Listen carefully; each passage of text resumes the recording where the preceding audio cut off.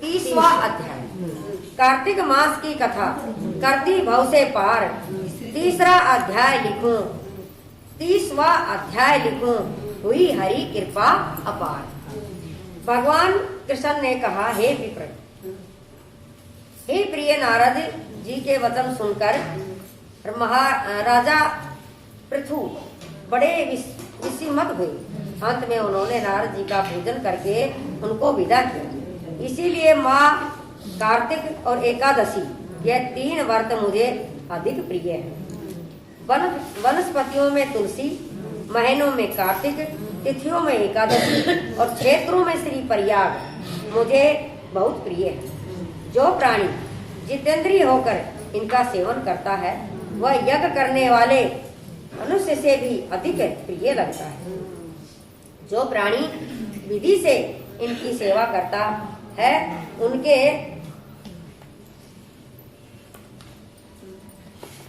मेरे अनुग्रह से सब पाप दूर हो जाते हैं। भगवान कृष्ण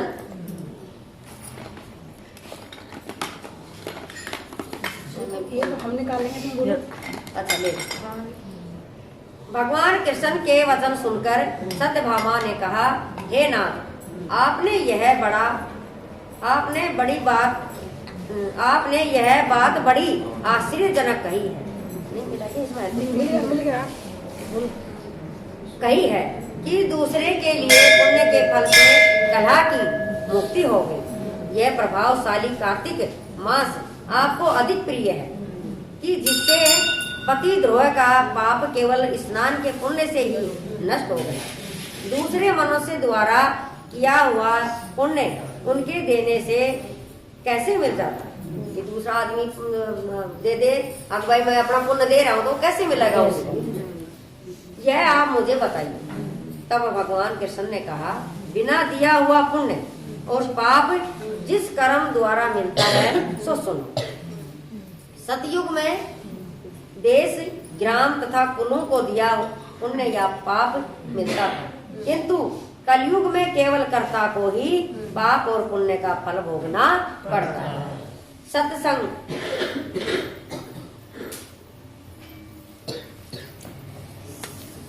संघर्ष न करने पर भी संघर्ष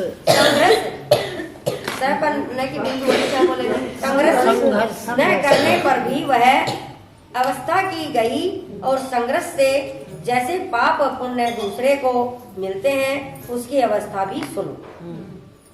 पढ़ना, यज्ञ कराना और एक साथ भोजन करने से पाप पुण्य का आधा फल मिलता है। एक आसन पर बैठने तथा सवारी पर चढ़ने से, श्वास के आने जाने से पुण्य व पाप का चौथा भाग प्राणी मात्र को मिलता है।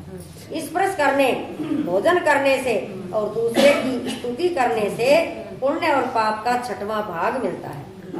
दर्शन करने, सुनने तथा ध्यान करने से मनुष्य को पुण्य और पाप का 10वां अंश मिलता है। दूसरे की निंदा, चुगली और धिक्कार करने से उसका 7वां भाग मिलता है। पुण्य करने वाले मनुष्य की जो कोई सेवा करता है वह सेवा का भाग लेता है और अपना पुण्य उसे देता है। नौकर और शिष्य के अतिरिक्त जो मनुष्य दूसरे से सेवा कराकर उसे पैसा नहीं देता वह सेवक उसके पुण्य का भागी होता है। पंक्ति में बैठे हुए भोजन करने वाले की पत्तल जो कोई व्यक्ति लांघता है उसे जिसकी एक पत्तल उसने लांघी है अपने पुण्य का 6वां भाग देता है। स्थान तथा ध्यान आदि करते हुए मनुष्य से जो व्यक्ति बातचीत करता है, उसे स्पर्श करता है, वह अपने पुण्य का 6वां भाग दे डालता है। जो मनुष्य धर्म के काम के लिए दूसरों से धन मांगता है, धर्म के काम के लिए जो कोई दूसरों से धन मांगता है पुण्य का भागी होता है। ठीक उसी तरह जिस तरह की दान करने वाला पुण्य का भागी होता है। जो मनुष्य धर्म का उपदेश करता है और पश्चात श्रोता से याचना करता है कि वह अपने पुण्य का 6वां भाग उसे देता है। जो मनुष्य दूसरों का धन चुराकर उससे धर्म करता है वह चोरी का फल भोगता है और शीघ्र ही निर्धन हो जाता है। और जिसका धन चुराता है वह पुण्य का भागी होता है। बिना क्षण के बिना कर्ज उतारे जो मनुष्य मर जाते हैं उनको कर्ज देने वाले सज्जन पुण्य के भागी होते हैं। शिक्षा देने वाला, सलाह देने वाला, सामग्री को जुटाने वाला तथा प्रेरणा देने वाला, यह सब पाप और पुण्य के छठे भाग को प्राप्त करते हैं। राजा प्रजा के पाप पुण्य के षटकाश का भागी होता है। गुरु शिष्यों का, पति पत्नी का, पिता पुत्र का, स्त्री पति के लिए पुण्य का छठा भाग पाती है। पति को खुश करने वाली आज्ञाकारी स्त्री पति के लिए पुण्य का आधा भाग लेती है। जो पुण्यात्मा पराये लोगों को दान करते हैं वह उनके पुण्य का छठा भाग प्राप्त करते हैं। जीविका देने वाला मनुष्य जीविका ग्रहण करने वाले मनुष्य के पुण्य के छठे भाग को प्राप्त करता है। इस प्रकार दूसरों के लिए पुण्य अथवा पाप बिना दिए भी दूसरे को मिल सकते हैं, किंतु यह नियम जो कि मैंने बतलाए हैं जो कलयुग में लागू नहीं होते। कलयुग में तो केवल एकमात्र कर्ता को ही अपने पाप व पुण्य को भोगना पड़ते हैं। इस संबंध में एक बड़ा पुराण इतिहास है जो कि पवित्र भी है और बुद्धि का देने वाला भी है, कहलाता है, बुद्धि का देने वाला भी कहलाता है। सो ध्यान से सुनना कल। बोल श्री कृष्ण भगवान की जय, दामोदर भगवान की जय, कार्तिक महात्मा की जय। 31वां अध्याय कार्तिक मास महत्म का यह 31वां अध्याय बतलाया भगवान ने प्रभु स्मरण का सरल उपाय। बोले कृष्ण भगवान की जय। सब राम राम। भगवान श्री कृष्ण जी बोले, प्राचीन काल में उज्जैन में एक महापापी और दुरात्मा धनेश्वर नामक ब्राह्मण रहता था। वह रस, चमड़ा और कम्बल आदि का व्यापार करता था। वह वेश्यागामी और मदपान आदि बुरे कर्म करता था, क्योंकि वह रात दिन पाप में रत रहता था। इसीलिए वह व्यापार में नगर नगर घूमता था। एक दिन महिषमती पुरी जो राजा महिष ने बसाई थी, इसीलिए वह राजा के नाम से ही विख्यात थी। उस नगरी के पास ही पाप नाशनी पुण्य कारिणी भगवती नर्मदा बहती थी। उस नदी के किनारे देश देशांतर से आए यात्री कार्तिक व्रत करने को कुछ दिन के लिए ठहरा करते थे। उन कार्तिक व्रत करने वाले प्राणियों को वहां ठहरा देखकर वह दुष्ट धनेश्वर भी इधर उधर घूम रहा था। घूमता हुआ एक मास के लिए वहां भी ठहर गया, वो भी वहां ठहर गया। अपने माल को बेचता हुआ वह नर्मदा नदी के तट पर घूमता हुआ ब्राह्मणों को देव पूजारत देखता था। वह देखता था कि कोई तो ग्रंथ पढ़ रहा है और कोई सुन रहा है, कोई भगवत कीर्तन कर रहा है, कोई भजन सुन रहा है, कोई ध्यान में लीन है और कोई तुलसी की माला धारण किए। बस इसी तरह वह भगवत भक्तों के बीच में रहा और वैष्णव के दर्शन करता रहा, उनको स्पर्श करता रहा, उनसे वार्तालाप करता रहा। वह कार्तिक के व्रत की उद्यापन विधि तथा जागरण को भी देखता रहा। उसने पूर्णिमा के व्रत को भी देखा कि व्रती ब्राह्मणों तथा गौओं को भोजन करा रहे, उनको दक्षिणा आदि भी दे रहे हैं।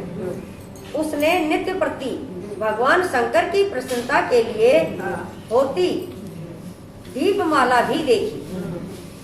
त्रिपुर नामक राक्षस के तीनों पुर को शंकर जी ने इसी तिथि को जलाया था। इसीलिए शिव जी के भक्त इस दिन इस तिथि को दीप उत्सव मनाते हैं। पूर्णमासी को जो मनुष्य मुझ में और शंकर जी में अंतर मानता है उसकी सारी क्रिया निष्फल हो जाती हैं। धनेश्वर वहां की पूजा विधि देखता हुआ इधर उधर घूम रहा था कि उसे काले सर्प ने काट लिया और वह भूमि पर गिर पड़ा। उसकी यह दशा देखकर वहां के दयालु भक्तों ने उसे चारों ओर से घेर लिया और उसके मुंह पर तुलसी दल मिश्रित जल के छींटे देने लगे। और जब उनके प्राण निकले तो यम के दूत उसे बांधकर कोड़ू से मारते हुए यमपुरी को ले गए। उसे देख चित्रगुप्त ने यम से कहा, इसने बाल्यकाल से लेकर आज तक बुरे काम ही किए हैं। इसके जीवन में पुण्य तो लेस मात्र भी नहीं दिखाई देता। यदि मैं पूरा 1 वर्ष तक आपको सुनाता रहूं तो इसके पापों की सूची समाप्त नहीं होगी। यह महापापी है, अतः इसको 1 कल्प तक घोर नरक में डालना चाहिए।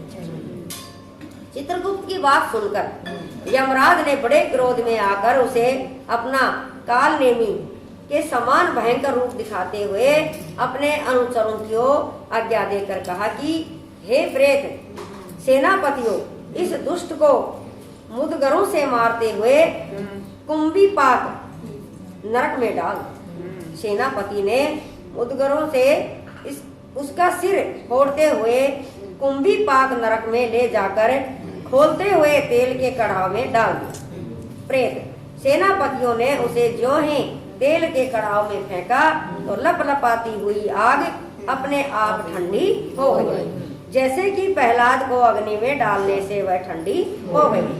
यह विचित्र घटना देखकर प्रेत सेनापतियों ने यमराज के पास जाकर सब हाल कहा। यमराज की आश्चर्यचकित हो धनेश्वर को अपने पास बुलाकर स्थिति पर विचार करने लगे। उसी समय नारायण का कीर्तन करते हुए देव ऋषि नारद जी भी वहां आ पहुंचे और यमराज से कहने लगे, हे यमराज, यह ब्राह्मण नरक में डालने जाने योग्य नहीं है, क्योंकि इसने अंत समय में कुछ शुभ कर्म किए हैं जो कि नरक यातना को नष्ट करने वाले हैं। जो लोग भगत का दर्शन करते हैं, उनसे वार्तालाप करते हैं और उनका स्पर्श करते हैं, चाहे जिन्होंने कोई पुण्य कर्म न किया हो, सहज में ही स्वर्ग के अधिकारी हो जाते हैं। अतः धनेश्वर भी पुण्य आत्माओं के संग व स्पर्श से स्वर्ग का अधिकारी हो गया है। अतः यह पुण्यात्मा इसे यक्ष योनि दो और इसे केवल पाप भोग करने वाले नरक दिखाकर ही वापस ले आओ। भगवान कृष्ण ने कहा, जब नारद जी ऐसा कहकर चले गए तो धनेश्वर को पूर्ण आत्मा समझते हुए यमराजों ने दूतों को उसे नरक दिखाने की आज्ञा दी। बोल श्री कृष्ण भगवान की जय। उमापति महादेव की जय। कार्तिक माता की जय। आज है 32वां अध्याय। मुझे सहारा है तेरा, सब जग के पालनहार। कार्तिक मास के मातम का 32वां विस्तार। भगवान श्री कृष्ण ने कहा, प्रेतपति यमराज की आज्ञा से धनेश्वर को नरक के पास ले गया और उसे दिखाता हुआ कहने लगा कि हे धनेश्वर, इन भयंकर नरक को देखो, इस नरक को देखो जिसमें पापियों को यम के दूत सदा ही दुख देते रहते हैं। यह देखो, यह तप्तवाचुक नामक नरक है, जिसमें देह जलने के कारण पापी विलाप कर रहे हैं। भोजन के समय जो प्राणी भूखों को भोजन नहीं देता, वह बार बार इस नरक में डाले जाते हैं। वह मनुष्य जो गुरु, अग्नि, ब्राह्मण, गो, वेद और राजा इनको लात मारते हैं, यह भयंकर नरक अतिशय पापों के करने पर मिलते हैं। अब देखो, यह दूसरा अंधतामस नामक नरक है। हे ब्राह्मण, सुई की भांति मुख वाले तमोत नामक कीड़े इन पापियों को काट रहे हैं। इस नरक में दूसरों का दिल दिल दुखाने वाली पापी गिराए जाते हैं। दूसरों का दिल जो दुखाता है उसको। अब ये तीसरा करके ये नामक भयंकर नरक है। इस नरक में पापी आरे से चीरे जाते हैं। यह नमक भी असीमंत्रण आदि भेदों से 6 प्रकार का है। इसमें स्त्री तथा पुत्रों में वियोग कराने वाले प्राणियों को कढ़ाई में पकाया जाता है। 2 परिजनों को दो पति पत्नियों को बिछो कराने वाले मनुष्य भी 80 पत्र नामक नरक में तलवार की धार से काटे जाते हैं। और कुछ भेड़ियों के डर से भाग जाते हैं। अब तुम यह चौथा नरक देखो। इसका नाम अर्गल। इसमें पापी लोग तरह तरह से चिल्लाते हुए इधर उधर भाग रहे हैं। यह नरक भी वध आदि भेदों से 6 प्रकार के हैं। यह देखो, यह कूट सालमली नामक 5वां नरक है। इसमें कि अंगारों की भांति कष्ट देने वाले बड़े बड़े कांटे लग रहे हैं। यह भी यातना आदि के भेदों से 6 प्रकार का है। पर स्त्री गमन करने वाले प्राणी इस नरक में डाले जाते हैं। देखो, यह उल्वण नामक 6ठा नरक है, जिसमें कि सिर नीचे करके पापियों को लटकाया जाता है। जो लोग भक्ष्य का विचार नहीं करते, दूसरों की निंदा और चुगली करते हैं, उनको इस नरक में डाला जाता है। देख लो कि ये लोग किस तरह से चिल्ला रहे हैं। दुर्गंध भेद से यह नरक भी 6 प्रकार का है। यह देखो, 7वां कुंभीपाक नामक नरक है। यह बहुत ही भयंकर है। हे ब्राह्मण, यह भी 6 प्रकार का है। इसमें महापातकी लोगों को पकाया जाता है। इस नरक में हजारों वर्ष तक यातना भोगनी पड़ती है। वही रौरव नरक है। इच्छा रहित जो पाप किए जाते हैं, एक तो अनजान में करे, एक इच्छा से करे। जो पाप किए जाते हैं वह सूखे, और इच्छा पूर्वक जो पाप किए जाते हैं वह पाप आद्र कहलाते हैं। इस प्रकार शुष्क या आद्र भेदों से यह पाप 2 प्रकार के होते हैं। इनके अतिरिक्त और भी पृथक पृथक 84 प्रकार के पाप हैं। 1 अपरणिक, दूसरा पांडाकृत्य, तीसरा मलीकरण, चौथा जाति भर संकरण, 5वां उपाय, 6ठा अति पाप, 7वां महापाप। यह 7 प्रकार के 7 पातक है। जो जीव जैसा कर्म करता है वह इन 7 नरकों में अपने पाप कर्मों के अनुसार पकाए जाते हैं। तुम्हारा चूंकि कार्तिक व्रत करने वाले प्रभु भक्तों से पर्याप्त मेल जोल रहा था, इसके पुण्य प्रभाव से तुम्हारी नरक यातना दूर हो गई। भगवान कृष्ण ने कहा, इस प्रकार प्रेत पति ने धनेश्वर को सब प्रकार के नरक दिखलाने के बाद यक्ष लोक में ले जाकर उसे वहां का राजा बना दिया, और वहां पर उनका नाम धनक्ष हुआ, और वह कुबेर जी का सेवक बन गया। बाद में महर्षि विश्वामित्र ने उनके नाम पर तीर्थ बनवाया था। हे राजन, कार्तिक मास का व्रत महाफल का दाता है। इसके बराबर कोई दूसरा पुण्य कर्म नहीं है। जो कोई यह व्रत करता है वह व्रत करने वाले का दर्शन करता है और उससे मुक्ति मिलती है। बोले श्री कृष्ण भगवान की जय। बोल महात्म की जय। आज है 33वां अध्याय, दया दृष्टि कर हृदय में। दया दृष्टि कर हृदय में भाव भक्ति उपजाओ। 33वां अध्याय लिखूं कृपा दृष्टि बरसाओ। बोल कृष्ण भगवान की जय। सूत जी ने कहा, इतनी कथा सत्यभामा को सुनाकर भगवान श्री कृष्णचंद्र संध्या करने को महल में चले गए। यह कार्तिक मास का व्रत भगवान विष्णु को अति प्रिय है तथा भक्ति को प्रदान करने वाला है।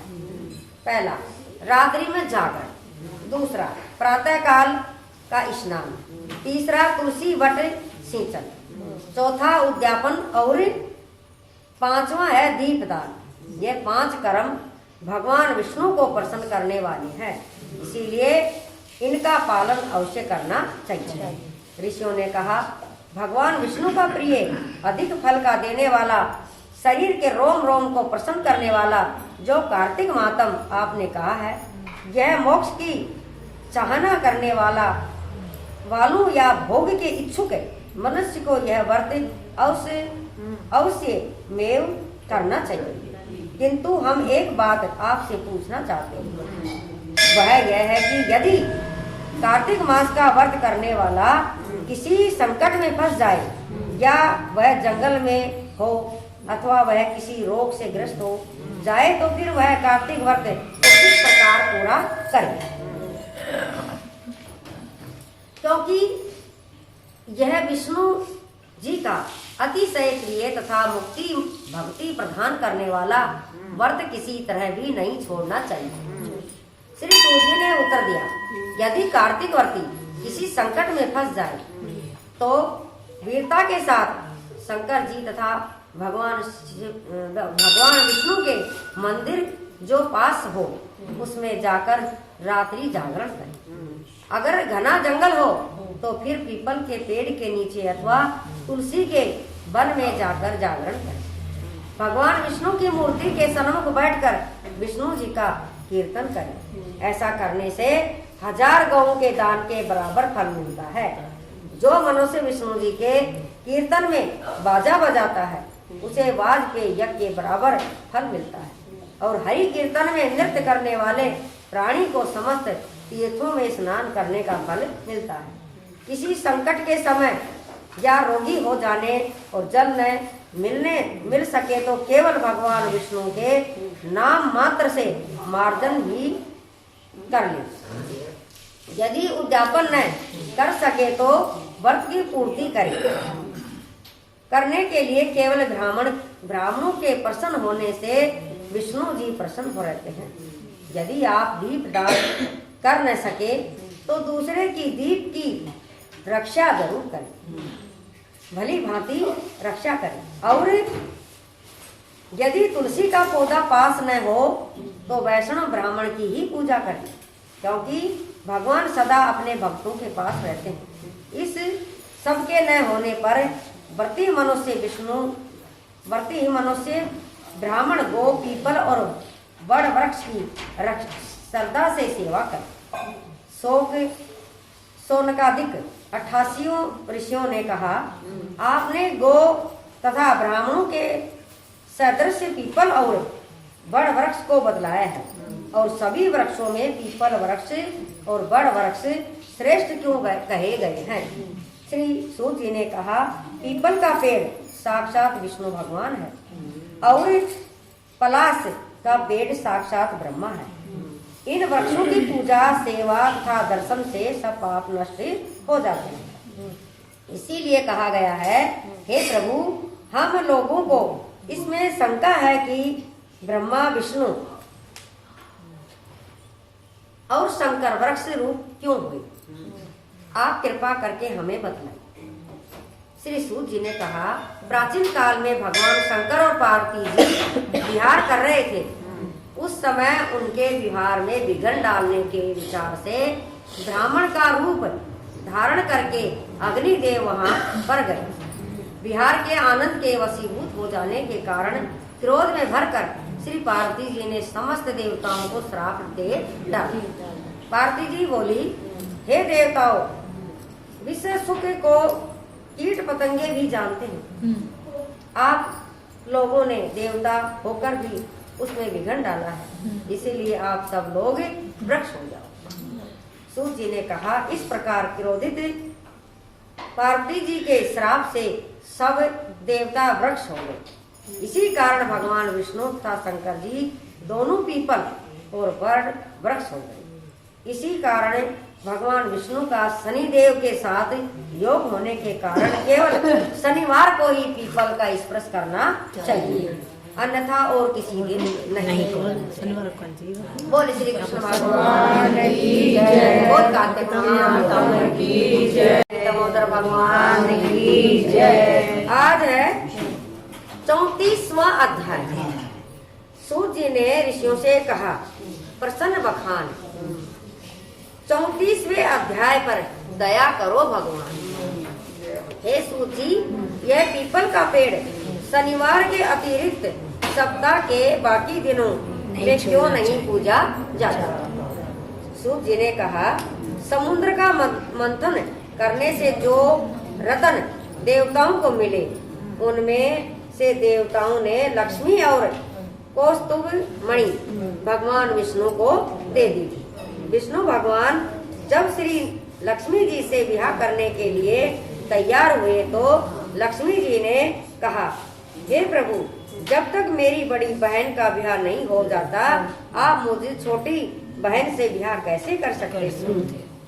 इसीलिए आप पहले मेरी बड़ी बहन का विवाह करा दीजिए, बाद में मुझसे विवाह कीजिए, क्योंकि यह प्राचीन नियम है। सूत जी बोले, लक्ष्मी जी के ऐसे वचन सुनकर भगवान विष्णु ने लक्ष्मी जी की बड़ी बहन का विवाह उद्दालक ऋषि के साथ कर दिया। उद्दालक ऋषि के साथ कर दिया। वह लक्ष्मी बड़ी कुरूप थी। उसका बड़ा मुख, चमकते हुए दांत, वृद्धा के समान शरीर, बड़े बड़े नेत्र और रूखे बाल थे। मैं ऋषि उद्दालक भगवान विष्णु के आग्रह पर उससे विवाह कर उसे वेद मंत्रों से ध्वनि से गुंजाते हुए अपने आश्रम में ले आए। वेद ध्वनि से गुंजित हवन के पवित्र धुएं से सुगंधित उस ऋषि के मनोहर आश्रम को देखकर वह बहुत दुखी हुई। उसने मैं ऋषि उद्दालक से कहा, इस आश्रम में वेद ध्वनि हो रही है, अतः यह स्थान मेरे रहने योग्य नहीं है, इसलिए तुम मुझे किसी दूसरी जगह ले चलो। उसकी बात सुनकर मैं ऋषि उद्दालक ने कहा कि तुम यहाँ पर क्यों नहीं रह सकते और तुम्हारे रहने योग्य दूसरी जगह कौन सी है, यह मुझको बताओ। लक्ष्मी ने कहा, जहाँ पर वेद की ध्वनि होती न हो, अतिथियों का सत्कार होता न हो, यज्ञ आदि होते हो न हो, उस स्थान पर मैं नहीं रह सकती। नहीं रह सकती। जहाँ नहीं होते वहाँ रह सकते। लक्ष्मी ने कहा, जहाँ पर वेद की ध्वनि होती हो, अतिथियों का सत्कार होता हो, यज्ञ आदि होते हो, उस स्थान पर मैं नहीं रह सकती। लक्ष्मी ने कही है। जहाँ पर पति पत्नी आपस में प्यार से हो, पितरों के नियमित यज्ञ हो, देवताओं का पूजन हो, वहाँ पर मैं नहीं रह सकती। अच्छी जगह नहीं। जहाँ पर दिन रात पति पत्नी झगड़ते हो और जहाँ से अतिथि लोग सदा निराश लौटते हो, जहाँ पर पूज्य वृद्धों, संत पुरुषों तथा मित्रों का अनादर होता हो और जहाँ दुराचारी, चोर, पर स्त्रीगामी प्राणी रहते हैं, जहाँ पर गौओं का वध, मद्यपान, ब्रह्म हत्या आदि पाप होते हैं, वहाँ पर मैं प्रसन्नता पूर्वक निवास कर सकती। लक्ष्मी ने कहा।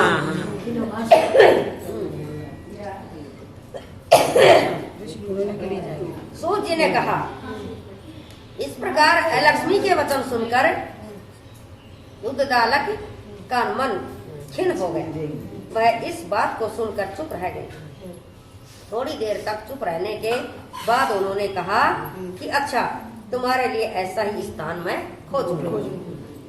अतः मैं जब तक तुम्हारे लिए ऐसा स्थान ढूंढ कर न लाऊं, तब तक तुम इसी पीपल के पेड़ के नीचे चुपचाप बैठी रहो।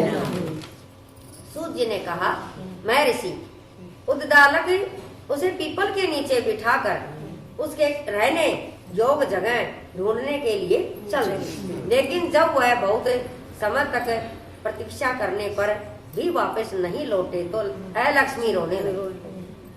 उसका बुरी तरह से रो रो कर हाल हो गया। जब लक्ष्मी जी ने बैकुंठ में भी सुना तो वह व्याकुल हो गई। उन्होंने दुखी होकर भगवान विष्णु से कहा, हे प्रभु, मेरी बड़ी बहन लक्ष्मी पति के त्याग देने से अत्यंत दुखी हो रही।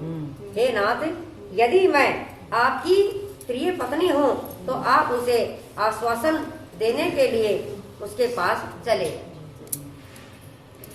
पत्नी की प्रार्थना सुनकर कृपा सिंधु भगवान लक्ष्मी जी को साथ लेकर उस पीपल के पास आ गए जहाँ वह लक्ष्मी बैठी रो रही। उसको आश्वासन देते हुए भगवान विष्णु ने कहा, हे लक्ष्मी, इसी पीपल की जड़ में तुम सदा के लिए निवास करो, क्योंकि मेरे ही अंश से इसकी उत्पत्ति हुई है और इसमें मेरा निवास रहता है। प्रतिवर्ष ग्रस्त लोग तुम्हारा पूजन करेंगे और उन्हीं के घर में तुम्हारी छोटी बहन निवास करेंगे। स्त्रियों को विविध प्रकार के उपहारों से तुम्हारी पूजा करनी चाहिए। मनुष्य को चाहिए कि वह पुष्प, धूप, दीप, गंध आदि से तुम्हारी पूजा करे तथा लक्ष्मी जी उन पर प्रसन्न हो गई।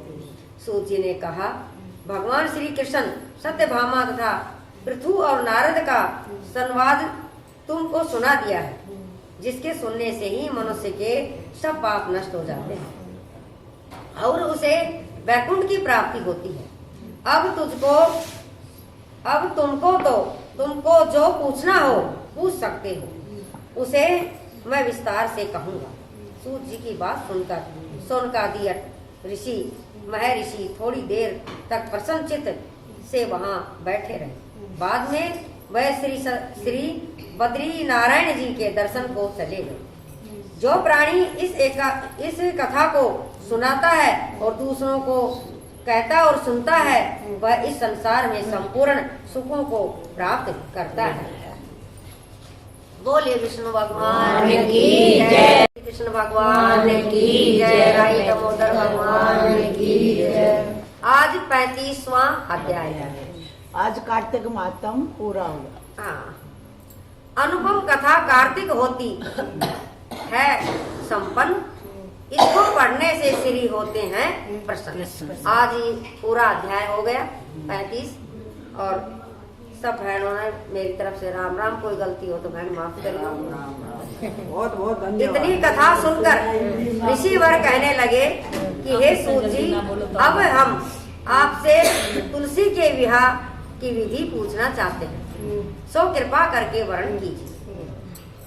ऋषिवरों का यह वाक्य सुनकर आनंद में मगन हुए श्री सूत जी कहने लगे कि हे मुनीश्वरों, अब मैं आपके सामने तुलसी जी के विवाह की विधि का वर्णन करता हूँ, इसीलिए आप सावधान होकर सुनने की कृपा करें।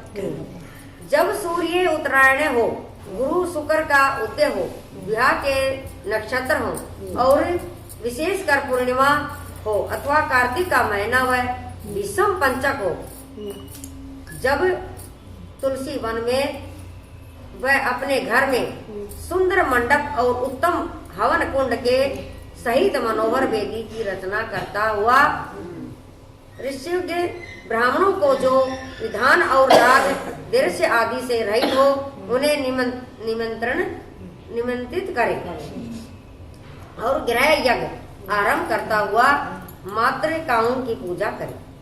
हे मुनीश्वरों, ऋषि तवजू के उपस्थित हो जाने पर पहले नंदी मुख श्राद्ध करें।